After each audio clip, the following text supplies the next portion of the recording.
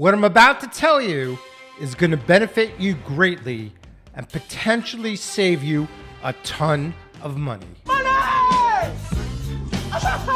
more importantly, it's going to prevent you from a whole lot of stress. Yeah, stress is so stressful.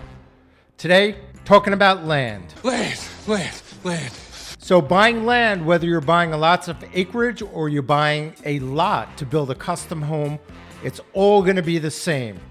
These are going to be 10 very important things that you need to know. Number one, you have to walk the land. You have to walk the lot. You have to walk it when it's dry. You have to walk it when it's wet. When it's wet, you can tell areas where the water is pooling, seeing how the drainage is, seeing if you're going to have a potential issue with flooding. You need to see where your setbacks are. How far away can you build from the street? When you're walking the lot, whether it's wet or dry, do you see any stakes out there?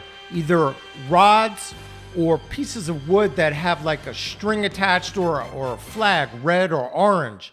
That's going to be the outline or the marker of the property. Is that property flat? Is there a lot of vegetation? Trees. Whenever there's lots of vegetation, trees especially, and you have to pay to clear it, it is expensive to clear the property where you're going to build the home. Are there trees or is there a tree save in back of the property?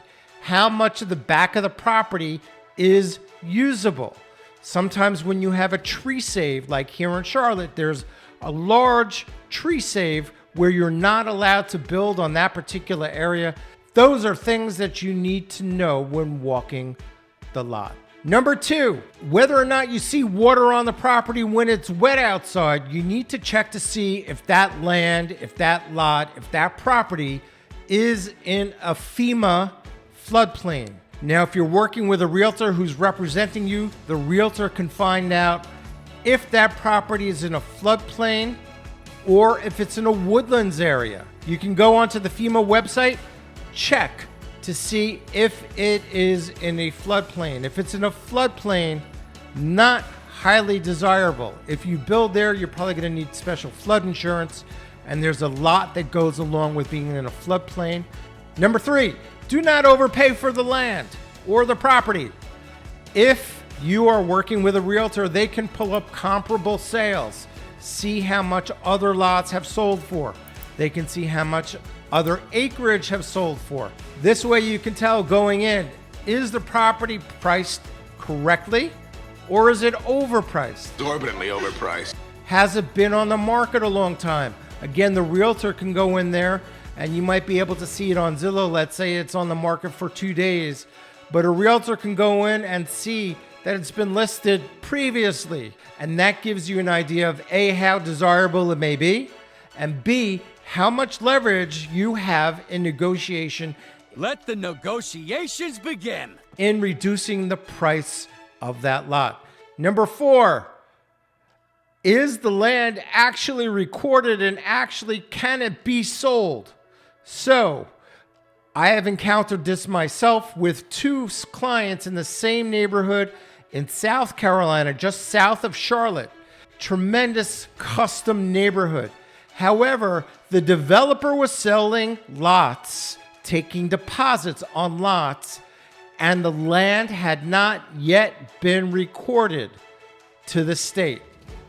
So they were selling property, they just didn't have it recorded. One of my clients waited until they finally got the property recorded, and my second client went on to another neighborhood. So make sure that the lot, the land, the property, after you've walked it and done that other stuff, make sure it's recorded. Number five on the list, does the neighborhood or the area where you're purchasing the land have covenants and restrictions? Restricted. These are covenants and restrictions either done by the neighborhood or the county. Let's say you're purchasing land and you want to build a custom home. The neighborhood may not allow you to build a custom home that you want. They may want you to build it the way they want you to build it, to look like the other homes or not like the other homes. if you want to put in a modular home, if you want to put in a tiny home, do the covenants and restrictions allow you to put in whatever you want? These are all things that you need to think about before purchasing the land. The covenants and restrictions, either from the neighborhood or from the county in which you're purchasing the land. When you're walking on the land, do you see stakes? Do you see those wooden beams or pieces of wood that have been knocked into the ground? If you don't, you need to find out if the property has been surveyed.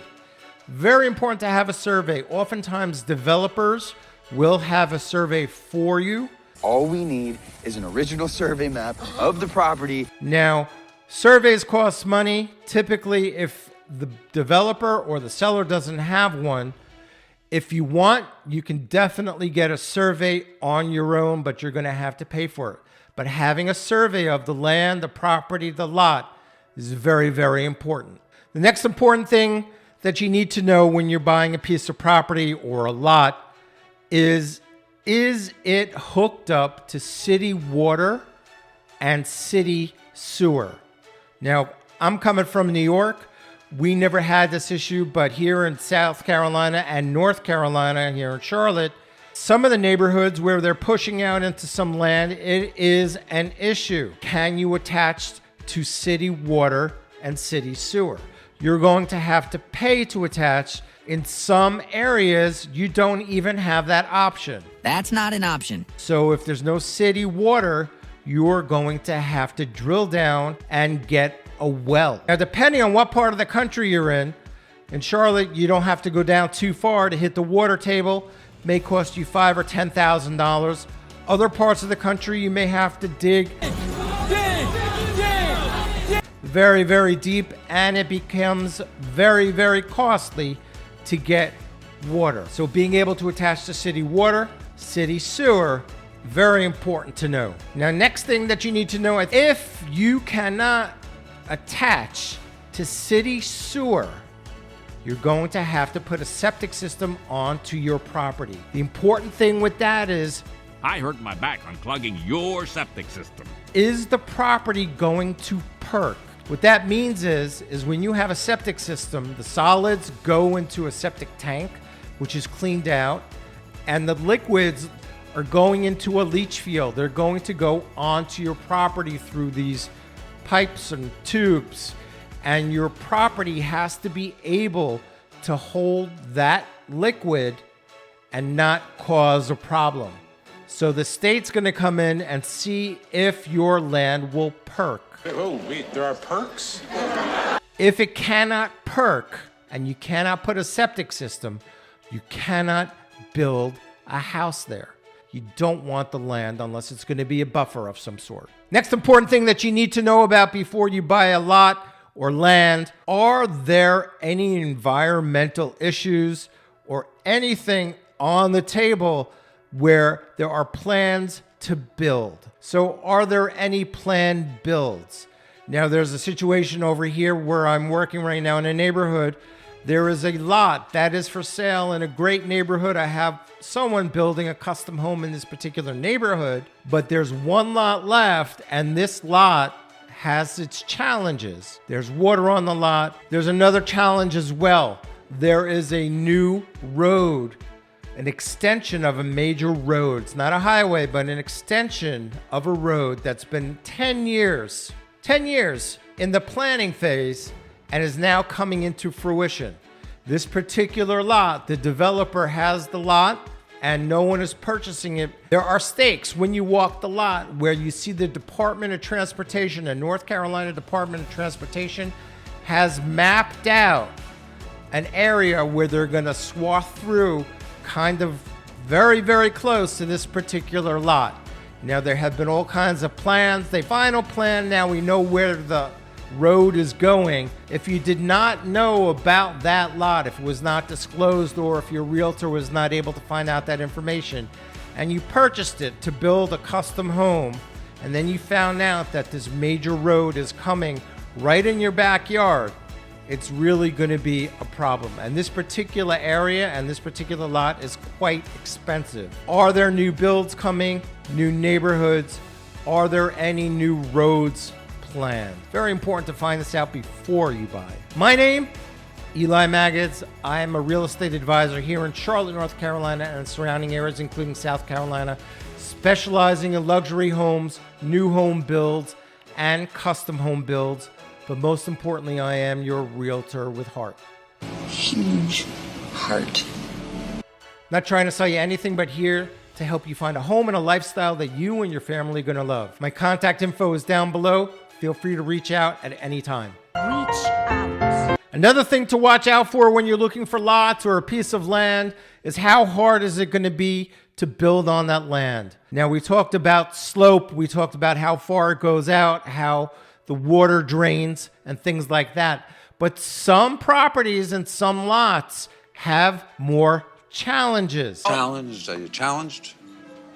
Some of the lots will be going down. They may be flat and then go down very quickly and then pop back up. So in order to use that land, you're going to have to build some sort of a bridge, or Nobody wants to build a bridge. you're going to have to bring in a ton of land, fill in that gap. It may cost you more to get that lot ready to build on than the actual cost of the lot. I encountered this with one of my clients. There was a lot, it was the last lot in the neighborhood, gorgeous neighborhood. Gorgeous.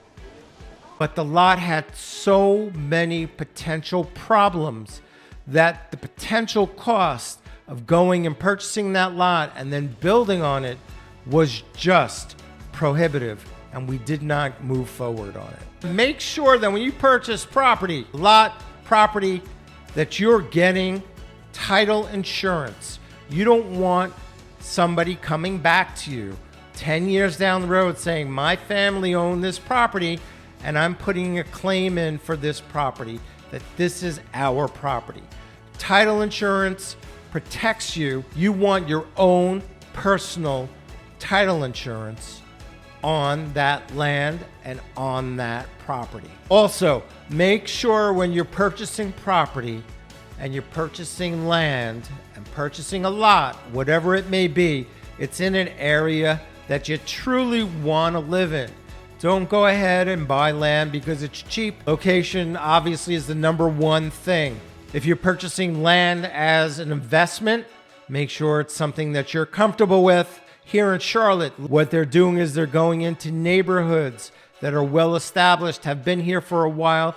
They're taking homes, they're purchasing homes and the land, knocking the homes down, and they're building brand new custom or semi-custom homes. I live in a neighborhood that has a phenomenal location. It's one of the first suburbs of Charlotte, but the homes are older by Charlotte standards. By New York standards, they're brand new. By Charlotte standards, they're late 80s, so they're old. So people are coming in here. They're coming into this neighborhood where you're getting an acre and a half. They're buying a house for $600,000, knocking down the house, and building these monstrosities. Thank you so much for watching, and until we see each other again, next time.